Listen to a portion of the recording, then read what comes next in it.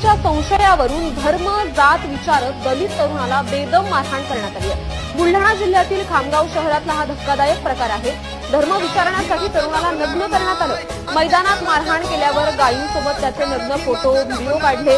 त्यानंतर तरुणाचं अपहरण करून त्याला 3 किलोमीटर लांब नेत तिथे देखील मारहाण करण्यात आली। नशिबानं गस्तीवर असलेल्या पोलीस व्हॅनचा सायरन वाजल्यानं तरुणाचे प्राण वाचले। या मारहाणीत त्याचा एक डोळा निकामी झालाय तर नाकाचं हाड देखील मोडलंय। 3 तरुणांवर गुन्हा दाखल झालाय। आरोपींवर मकोका लावा, कठोर कारवाई करा अशी मागणी करत संघटनांनी आंदोलनाचा इशारा दिला। मी बस स्टॉपवर बसलेला होतो।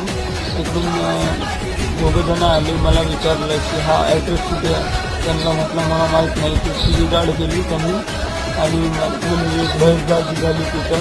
तर त्याने मला उचलून डायरेक्ट गाडीवर टाकले। मी फोनवर बोलत होतो, उचलून गाडीवर टाकले